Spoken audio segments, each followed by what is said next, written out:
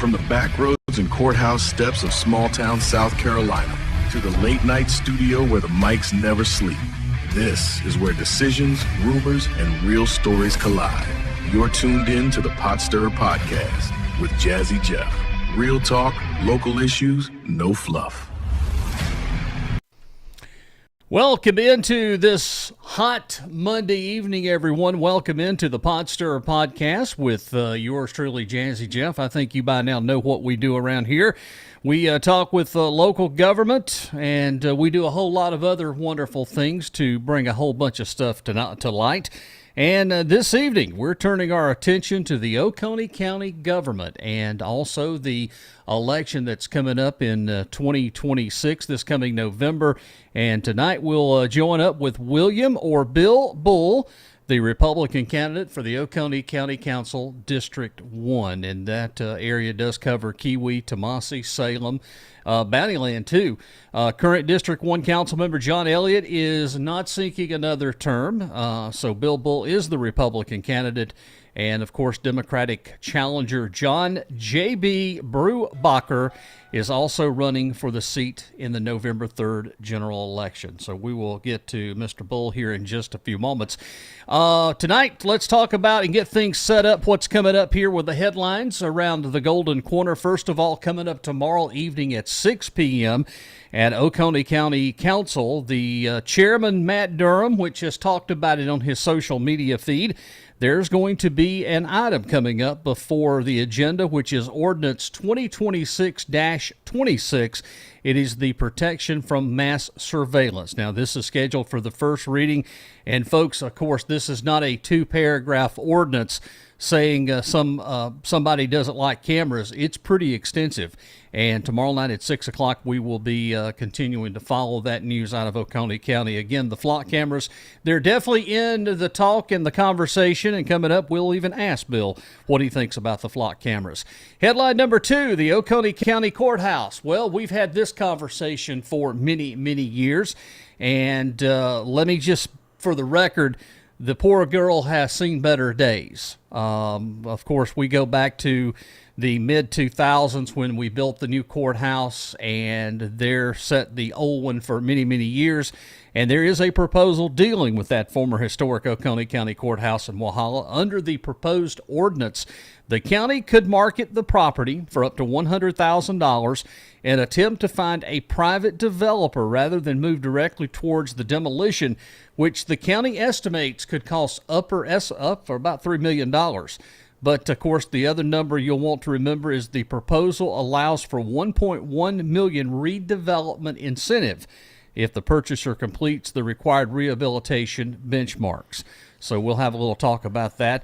The other thing, too, is the sales tax referendum. They're going to be on the ballot, and it's going to be up to you, the citizens, to make that decision and determination. Walhalla approved to go into the ballot. Westminster, Seneca, West Union, Salem, all our local municipalities. It's going to be on the referendum coming up November. You're going to have to make the decision if you want to pay a 1% sales tax on anything that you buy within the municipalities. Well, with that being said, let's get into tonight's main conversation and bring over here on the guest telephone, or actually guest camera. Let's welcome in William Bull, and good evening, Mr. Bull. I appreciate you joining us here. You're welcome. Thank you for having me. Are you ready to get involved in Oconee County politics? I have no idea if I'm ready, but I'm going to do it anyway. Well, go ahead as we start the conversation this evening. Tell us a little bit about yourself, your family, and your background, and your connection to Oconee County. Well, as you can tell by my voice, I'm not from around here. I talk a little funny. No, say it isn't so. I started out as a Yankee in Philadelphia. I lived in that area for about 30 years. And then I took a job in the Washington, D.C. area. I lived there for about 30 years. That's where I met my bride. And now I'm down here, and I'm hoping I got another 30 years left in me. Well, I hope you do, too. I bought my house. I'm one of them rich folk that live on the lake. Yeah. I bought my house in 2012. My father had passed away and left me a couple dollars. It was burning a hole in my pocket, and I did some shopping online, and I kind of fell in love with Lake Keowee. So my wife and I came down here, took a look at it. We shopped around. We looked at a few other places, and we kept coming back to here. So we bought in 2012, and I moved full time in 2017. So I've been here about 8 years now. What have you seen that, by moving here in 2017, what are some of the great things that you've seen around these parts other than just Lake Kiwi?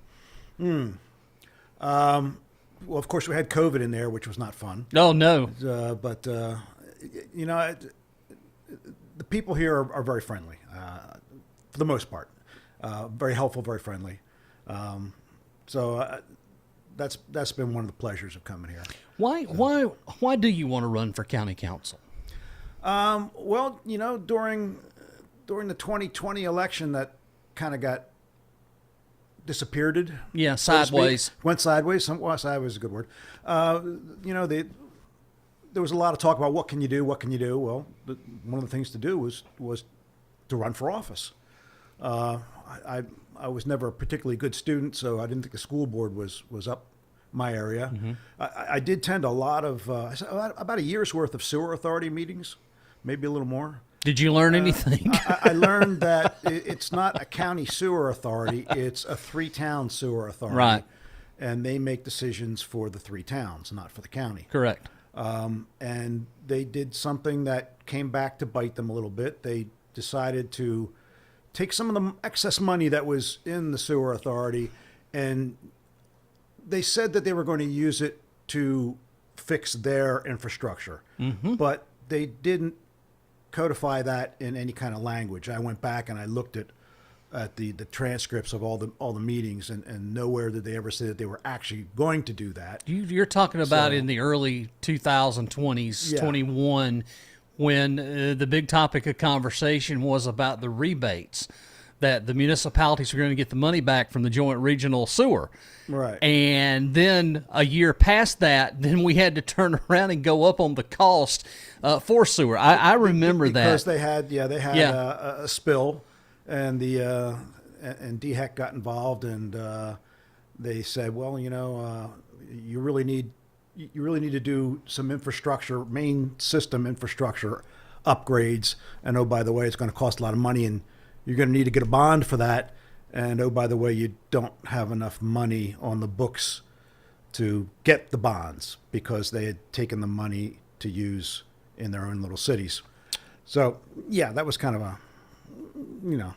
and I live in Kiwi, mm-hmm. And we have our own sewer system that we pay mm-hmm. A lot more than absolutely a lot more than the locals do. Yep. So I decided that at that point I was just beating my head against the wall. I didn't have a dog in that fight, so to speak. Well, it goes on to our next question. Of course, District 1 does include the communities of Salem, Tomasi, and the Lake Kiwi area along with Bountyland. What do you believe is the number one issue facing District 1 right now? Could it be development, roads, taxes, emergency services, preserving rural land, something else, or all of the above? I think all the above. I think the people that live here all their lives like it just the way it is. They don't want big changes. There are certainly some upgrades that I'm sure that they would love to have.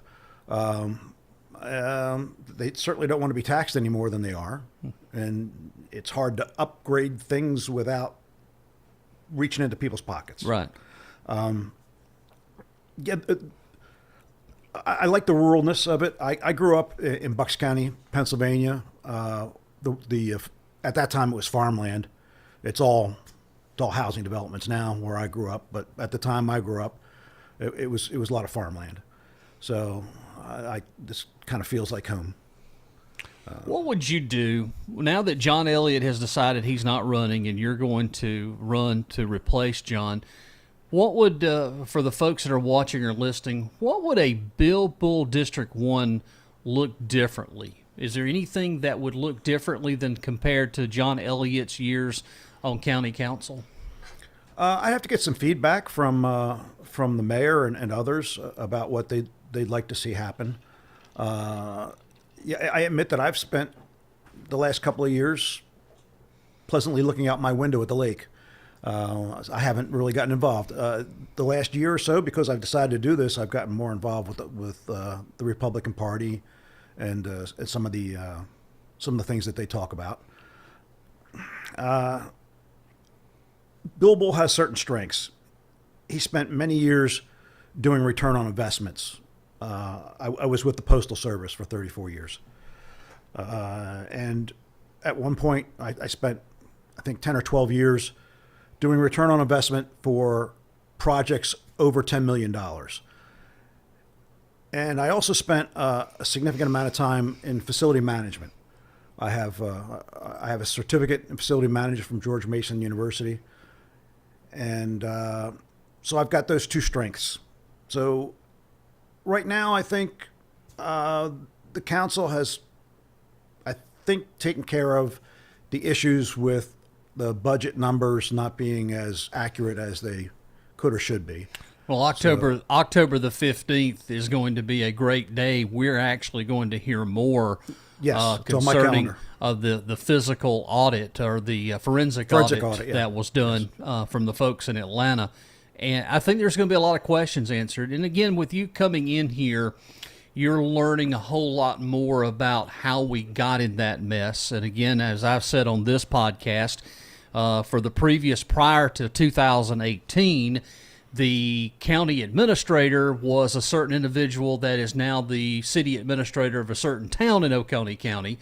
And I think we're about to find out a whole lot more. Oh, so Scott Mulder okay. was actually the county administrator. Years ago, yes. Yes. And he was 24 hours from being let go at the county when he mysteriously got the job in the city of Seneca. And for the last several months, we've all seen what's been going on down there. It has been so much information that we've uncovered and found out. But again, that forensic audit's going to tell a lot. We know some of the information, but I think the puzzles are all going to fit in, and you're going to get your answers as looking as an outsider for your first run in county council. You're going to get to actually see what has been going on within county government. So again, we talk about growth and we talk about development and property rights. And let's admit it, Oconee County is growing.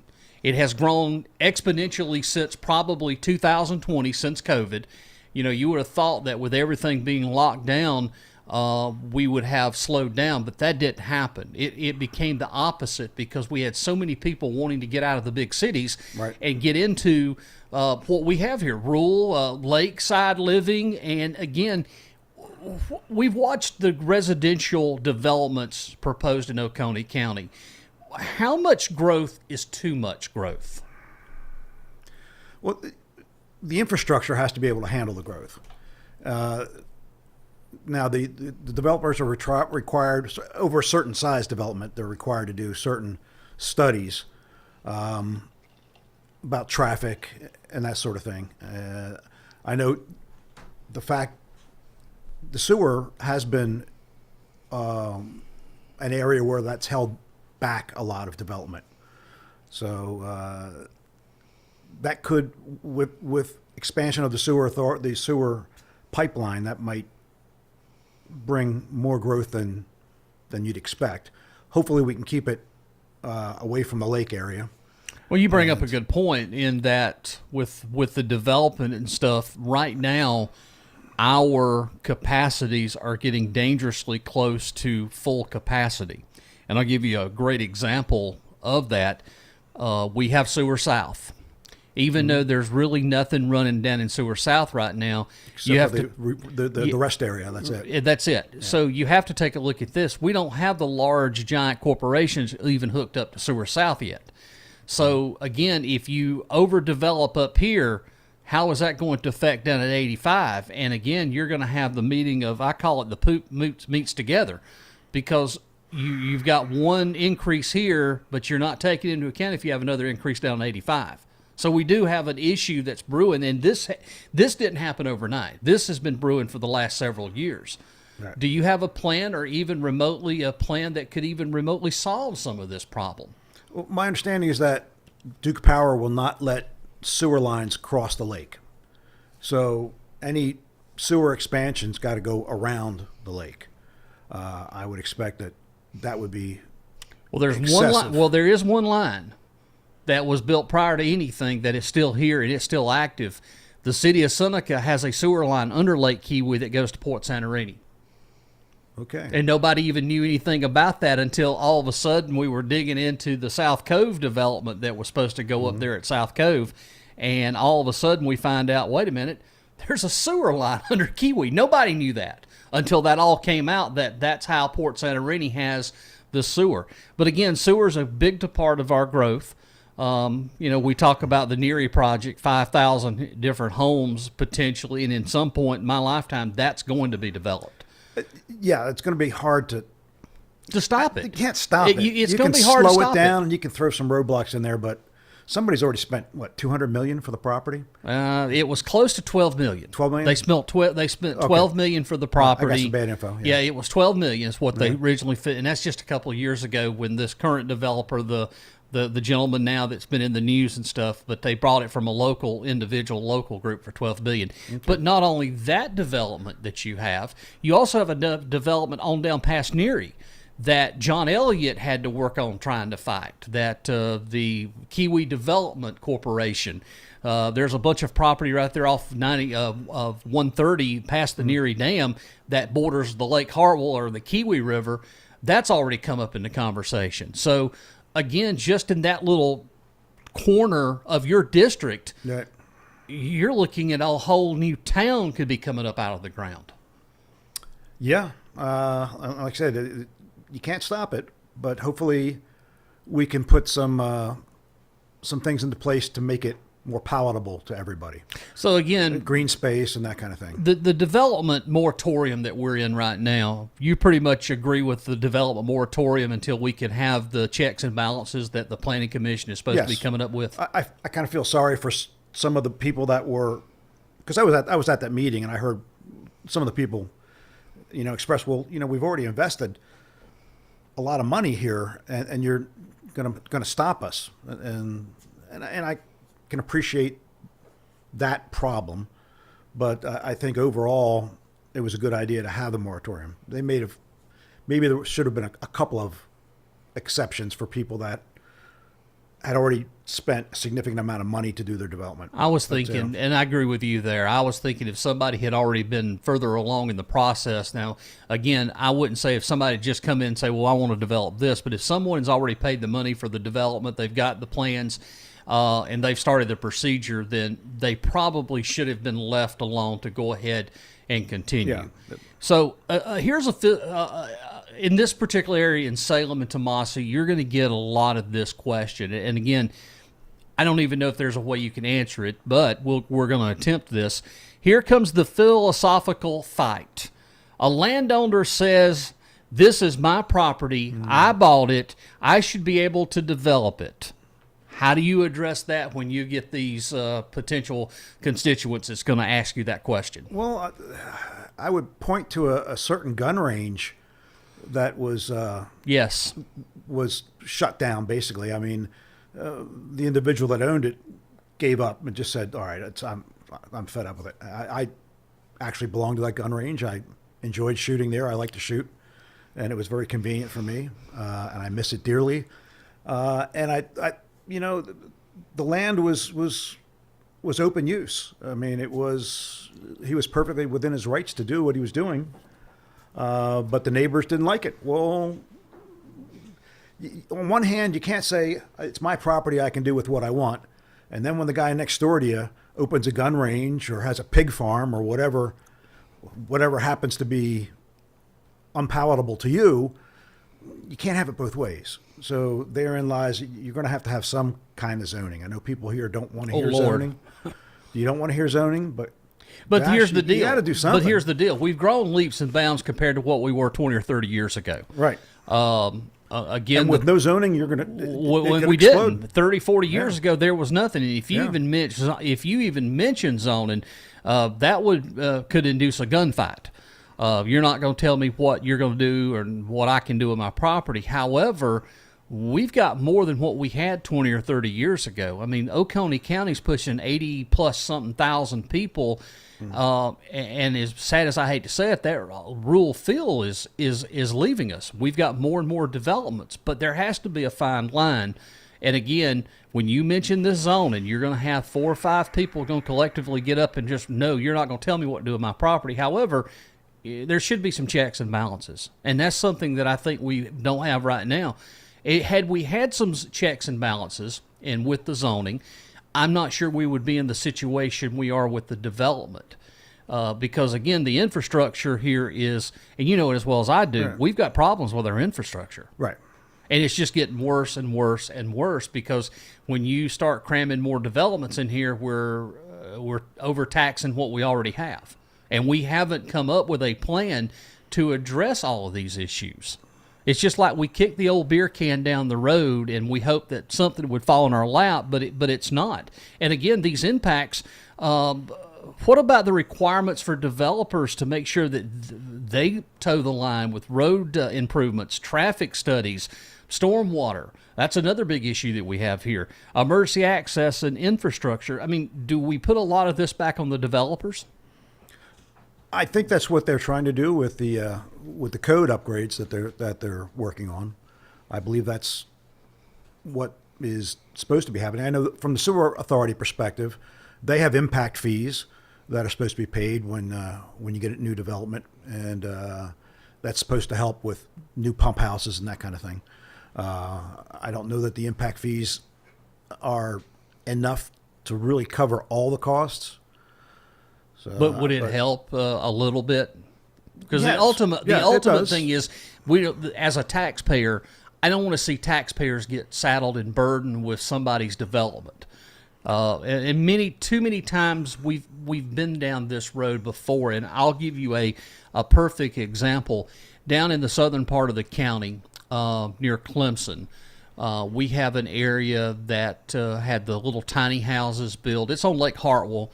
We had a developer that came in and built student housing, and that's just on the tip of Oconee. It's near Clemson, right there at Cherry Road. So previous council years ago, when that was being developed, they gave that developer a blank check. They gave him a $7 million blank check, and that developer turned around and saddled Oconee County with paving their parking lots. That's a part of that deal. So we have to maintain student housing parking lot on the county dime. Yeah, that's not good. But that's some of the things that's happened before where we've given away and we've never got anything else in return. Speaking of return, I want to talk money here. Okay. And you all know about all the things. You've been following it for a few years about the county government. What is your philosophy on property taxes in Oconee? Do you believe county government is spending too much, not spending enough? If you were elected, do you have a plan that you could work with the other 4 to make sure that we're paying the appropriate amount of taxes and not being taxed to death? Like I said, I'm a return on investment guy, so I would have to dig into things to know. I admit that I'm still drinking from the fire hose. I don't know all the ins and outs of the tax base and where what money goes where and that sort of thing. Certainly, I know coming from Northern Virginia, I appreciate the real estate taxes that I pay here. Not real thrilled with the personal property tax, but it's still better than where I came from. I could imagine. I was paying close to $10,000 a year for real estate taxes. Here, I think I'm at $2,500. I think. Well, one of the great things about our taxes is, as far as I know, we're still the lowest in the state. And when it comes to property taxes, because if you drive across the river to our friends over in Pickens County, it shoots up immediately. But right now in Oconee, we still have the cheapest property taxes. Now, as far as car taxes, that's a whole different story. Yeah, and I'm trying to help out the county. My wife decided she needed an upgrade, so we've got a new Hyundai Santa Fe that we'll be happy to pay however many thousand the county wants from us. Oh, goodness for gracious. The privilege of having the car. Well, the good news is for folks with boats, we're going to go forward for next year. The boat taxes are going to start seeing the reduction in the boat taxes. Well, that's good because I needed to pay the mechanic to come to my dock to fix your boat. Yeah, that's the way it always works. You know, what do they say? Boats are money pits. You just keep throwing them in there. It's a boat. It's a hole in the water you throw money into. Yeah, exactly.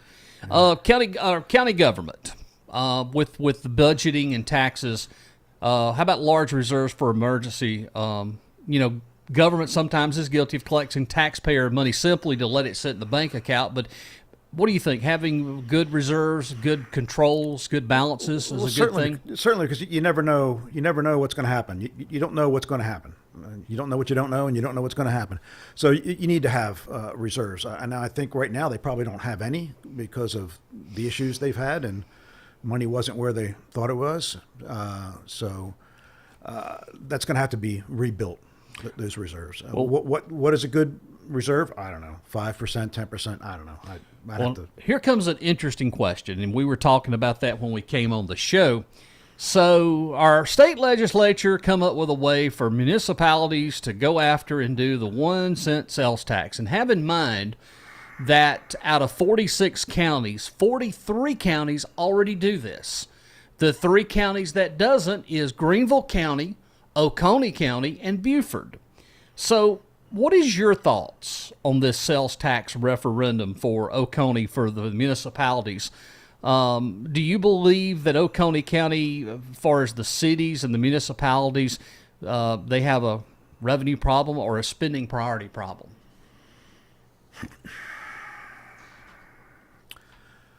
Well, they certainly have a revenue problem, but I don't know what they're spending their money on, to be honest with you.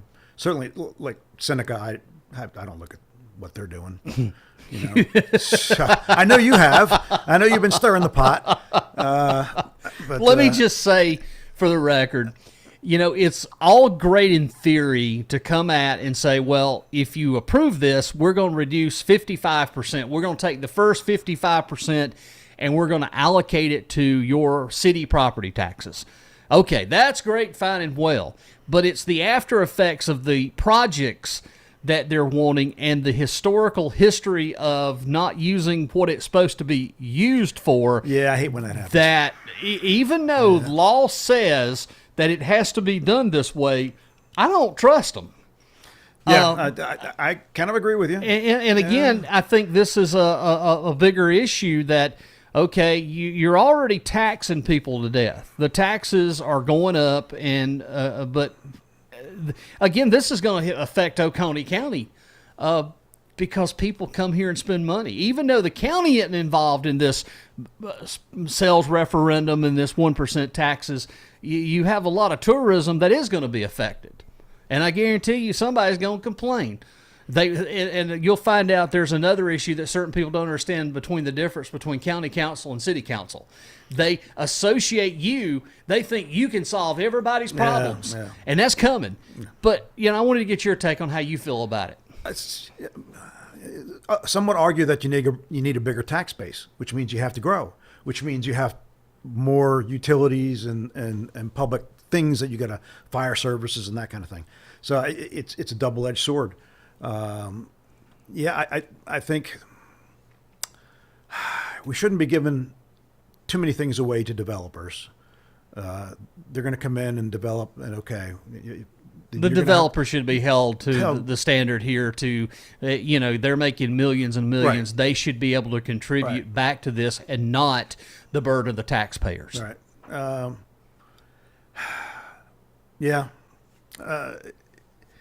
If you knew it was going to be used for the correct things, and you knew it was going to be used to reduce the property taxes in which you had to pay if you lived in a municipality, then the answer would be yes.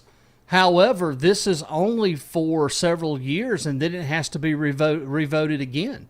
So 4 or 5 years later, people say, well, I don't want to pay that 1% no more. So then you got even a bigger problem. If the citizens don't approve it, then you got to go back to, you got to get your money from somewhere. You got to get your money from somewhere. Yeah. Again, when it comes to stuff like this, I just think we're way beyond. We need to have a different game plan. Now, Florida does it with tourists. Yeah. That's how they get their money. That's how they don't have any property tax or income tax. Because they they stick it to tourists and they have a big tourist base. And Oconee now, the tide has changed. Yeah. We've got a bigger tourist base than we've ever had because people are coming here for Jocassee, Kiwi, the mountains, and parts of Lake Hartwell. We're making tons of money over the tourism part of folks coming into Oconee. All right. Well, now here comes the even bigger question, and it has been everywhere. Matter of fact, our sheriff has talked about it coming up Tuesday night. There's even a new ordinance about it. We're getting on the issue that could potentially create some fireworks Tuesday night. From all points that I have seen, everybody seems to feel this way. It's about the flock cameras or the automatic license plate readers, and, of course, Ordinance 26-26. How about that? 2026-26. So law enforcement supporters say the systems like the flock cameras are a benefit to help find missing people, stolen vehicles, criminal suspects. And, of course, we're seeing now privacy advocates say the problem isn't the photograph of the license plates, but we actually have the searchable history, and we're having even law enforcement use these things, which I would probably tend to say that they're illegal uses of these flock cameras. Do you believe, if you were elected in your own county council and you're having to deal with this issue right now, do you believe the automatic license plate readers are legitimate law enforcement tools, or do you consider them mass surveillance? I happened to listen to David Stumbo the other night. He was in town the other night. He was at the Republican Party meeting. Correct. Yeah, at the Legion Hall. Yep. And he agrees that they're an excellent tool for law enforcement. He also agrees that there's potential for misuse, and that there have been some officers who've been let go because were tracking their girlfriends or their boyfriends through the flock cameras. So, but he also pointed out that there's been a number of instances where they've been able to recover stolen vehicles quickly. Murder suspects have been apprehended quickly. So there is the potential for a lot of good, but there is the potential for a lot of misuse. Now, if one party is in power and we think everything's wonderful, if another party gets in power, then you have the big brother aspect. So, especially, I admit that I watch a little too many Facebook reels, and they've got a lot of images now where they've got flock cameras looking at gun ranges. Now, I don't know if that's AI created or what, but that kind of thing is ridiculous. I certainly would not care for that. But technology, you can't put the genie back in the bottle. Technology's here to stay. You're going to have to put rules on how they're using. I think right now the data is kept for 30 days. I think there's a proposal to only hold the data for 8 days. So how do you make sure that really is happening? Well, I think that's the $1 million question right there is who has access? How is it going to be, I guess from a citizen's aspect, who's going to be in charge? Who is going to make sure that if it goes to 8 days, after the 8 days, how they're going to know that stuff is actually gone? The biggest issue we've got of all of this is that the Constitution is not caught up with technology. And that's part of the bigger issue. At some point, something's got to be worked out that we need checks and balances, but it also needs to be looked at from the Constitution route because, again... Well, I think the Supreme Court has looked at it, and they've said that it doesn't violate Article 4. So, that it's images taken on a public highway, and you have no expectation of privacy when you're on a public highway. Even when you go into a Walmart or a Target or even walking down the streets in certain cities, they've got surveillance. Right. But again, all of what this here is about the flock cameras. So if you had checks and balances, and see, here's the thing: would make me feel a little bit better if I knew that each individual jurisdiction and they were the only ones to have access to these cameras, I think I probably would feel a little bit better. Yeah, and it's not that way. It's not that way. It's a national database where everything is sent to one location, and that, I think, is where the problem and the distinction occurs of where I actually have the problem. Yeah, well, Stumbo also made I think it was him that gave an example of an illegal happening here in Oconee, and the perpetrator was tracked to Tennessee. Mm-hmm. So if you're only able to look at your cameras, then you would not know that he went to Tennessee. So, well, again, we're going to find out, because I think this problem is not going away. It's getting worse and worse. And until there comes a way to fix this, I think this is what we're going to be looking at. Do you think, though, that this is a good idea? And honestly, do you think all of these ordinances here is a good idea? I'm a bit of a libertarian. I think less is better. Less government intrusion into our lives. Right. Yeah, less is better. Unfortunately, the world we live in. Yeah. Tell me about it. Yeah, well, I think we sometimes paint ourselves into a corner sometimes. So I'm, as far as the flock, the flock cameras, I'm still chewing on that one. And trying to get the information. Right. Good. And what's real and what's being told to me via Facebook or wherever. Well, we're going to move on here to our next segment of questions, and this one always gets a lot of people. They always talk about transparency and government power. That goes into about the leaning libertarian, what we were talking about right here. Okay. So this is something that's frustrated our citizens for quite a long time, particularly with local governments and even prior county councils and county administrators years ago. What does transparency mean to you? Certainly what's happening with your tax dollars, you should know where your tax money's going. There are times, I understand, when executive sessions are necessary to protect employees and that kind of thing. Sometimes you have to protect development that's wanting to locate here. If you got a company that's wanting to locate here, sometimes you have to protect those. Yeah, they don't want their competitors to know. Correct. So Correct. Yes, so there's that kind of thing. There are certain things that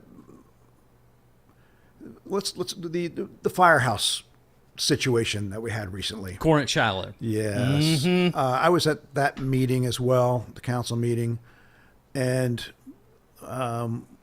one side made a good case that, we were told that we would be able to elect our own administrators, Fire commissioners. commissioners. Yeah, right. And the county decided, no, we're going to appoint them. Now, I'd like to think if I was on the council, I would have voted the other way. If we made the statement that, hey, after 2 years, you're going to be able to vote your own people in, that's what we should have stuck with. But apparently we didn't do that. Nope. So again, that might be something in an executive session, some information that I'm not privy to at this point. So, well, I think part of the reason that they went this route is the simple fact that there's a lot of things that have come out that the volunteers have created. In other words, the volunteer section, which is the 501c3, should have immediately ended once the commission had been organized, once that vote was taken last November or whenever it was, and they approved the fire district. The 501c3 should have stopped and become the fire tax district. Well, that didn't happen. Everything was still held on to, and then to find out that the volunteers were going out and still raising money, and they were not the fire service provider. okay. There was a whole lot of issues that were boiled in there. So again, I was a volunteer fireman in my youth. Yeah. When I was in my 20s, I was a volunteer fireman. Did it for about 10 years. So I have a certain amount of compassion for those individuals. I do too, but I think part of the thing that's happened is we've lost the focus on the volunteers. because we've grown so much. We're not that rural county that we once was, where you got mom and dad and grandpa, they're all in the field and they're planting crops, and then when the fire tones go out, they can drop what they're doing to go run calls. Yep. And again, that don't happen. So that was one of the things, one of the reasons I wanted to fill in. We talked about executive sessions, and I don't believe this to be the case. I don't think Oconee County Council relies too heavily on executive session. The most times that I've ever seen is for employment, and if there is a business that wanting to come here and they're looking for some sort of agreement. Again, I don't think that our county council has done that. Now, I'm not going to say prior to that we didn't have an issue, because we have had some things to be questioned before, but the most part is making sure that if you're elected, would you be able to willing to meet with your constituents, like have maybe a town hall meeting for this district over here, choose a location and have a conversation with the people? I think I have to, because I admittedly I'm a lake person, and I haven't ventured up into Tomassi and up here, even up into Salem here. I drive through on my way up north, but I came during the fireworks, but I didn't go around pumping people's hands. I should have, I guess. Should have kissed babies. I should have kissed some babies. there were plenty of them running around. But hey, yeah, I need to get to know the people in the community more. I wouldn't have a problem with town hall. Let people tell me what they feel and think. It's kind of like when John Elliott, when his first run, when he ran for county council, I feel like he was in actually the same, kind of like in the same situation you are, trying to learn, get anything. And then again, what made John unique, John came up here like breakfasts and things like that. I believe that this area for Salem and Tomassi, they just want to know that they've got a representative if there's an issue that, you can sit down with your constituents. And I think once we can cross that threshold of you getting to meet these people and getting folks to understand, hey, look, this is what I believe in, and I want to make sure that when I go and when I want to make sure that you're representative. I don't want you to pay these outlandish taxes, but I do want you to live safe and comfortable in your area. And I think that right there is one of the great things that reaching across the aisle and making sure people understand. Yeah. Well, I've put some advertising on my truck, so. And we're doing the show here. We're doing a show here. So yeah, that's one great thing. If you see me at the trash transfer station, by all means, say hello. Have you even thought about this, maybe when you're elected come November and you get on county council, do you have any one or two things that you would just like to see done hitting the ground in January that you'd like to see? I'm a facilities guy. I don't know that anybody's really looked at all the facility buildings that Oconee County owns. I'd like to dig into that. That's because, again, it's my background. We have a lot of buildings and facilities throughout the county, and not only Walhalla, but we have some in Seneca, and you've got a bunch of buildings and stuff. I'd like to establish. They need to do a building inspection once a year. I don't know if that's happening. I know that when I go to the administration building and I walk by, there's a cover off of a pull box, a wire pull box, and the spiders are enjoying themselves in there, and I imagine palmetto bugs are having a good time in there. That was an old school. That was an elementary school that was built in 1955, 56, I think. Okay, well, somebody should still put a cover on the darn thing. Yeah. Because those kind of things bother me. I walk by and see those things. When we had a political event at South Cove, I happened to notice that the air conditioning condenser coil was starting to get matted. That's the kind of thing that somebody should be looking at once a year, and apparently they're not. The building is nice and clean, looks good, but these maintenance things. Do you remember what the building was before all the renovations? Yeah. It was stuck back in the 1970s. It probably was. It was old wood that had been thrown together because South Cove just entered. South Cove is going on 60 years old. Mm-hmm. 1972 is when it first opened in that rec building. But yeah, I mean, again, that's been a part of the problem for years. A lot of our buildings never were maintained. It's just like the courthouse. You bring up a great point. The courthouse is the same thing. When the moment they built the new courthouse, the old courthouse was a forethought, and it just sat there. And it sat there for all these years. And it just degraded. And it degraded. And again, I would hope that someone would willing to come in and develop it and redo it. But I have my doubts. We've been down this road before. Yeah. I thought maybe they could use it for fire service training, but I talked to the chief at down at QE, and he said, nah, he said, there's too many three-letter agencies that won't let you do that anymore. Yeah, used to years ago you could do it, but not in that one. Well, Bill, is there any final thing you want folks to know about you and your upcoming, election November? You're on the ballot for the Republican Party, running against J.B. Brubacher, who is on the Democrat. He's the challenger for District 1. Anything that folks need to know and to come out and vote for you? I only expect to do this for 4 years. So people out there that ever thought about doing it, hey, think about it real hard over the next 4 years and put your foot into the race, because I'm not a kid.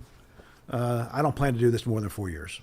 This was just my way of giving back. Like I said, when I was young, I was a volunteer fireman. I gave back to the community. Now that I'm an older guy, this is a way of giving back to the community. And I'm hopefully that after 4 years, people will say that I left things better than when I found them. So. Well, that's all you could ask for. All right. Well, there you go. William Bill Bull joined us here, who is the Oconee County Council District 1. He is the candidate that's running to fill. John Elliott is not running this year, and we wish John all the best. John is he's done us very well up here in District 1 representing us, and there's a lot of great things that John has done, and we want to wish him the best. But again, the election coming up in November, and we'll hear more from Mr. Bull here in the next several weeks. We'll have you back on probably about October for a follow-up. Sounds good. As we get closer to the election.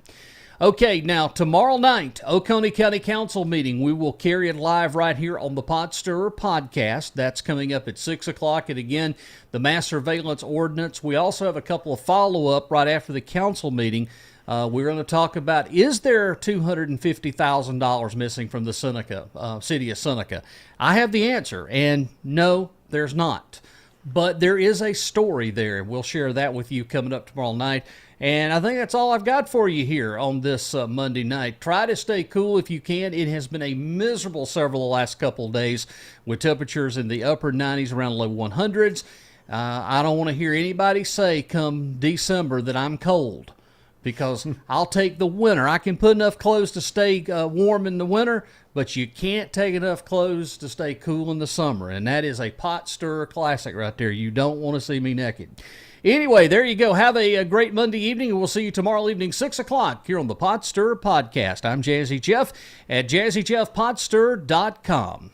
From the back roads and courthouse steps of small-town South Carolina to the late-night studio where the mics never sleep, this is where decisions, rumors, and real stories collide. You're tuned in to the Pot Stirrer Podcast with Jazzy Jeff. Real talk, local issues, no fluff.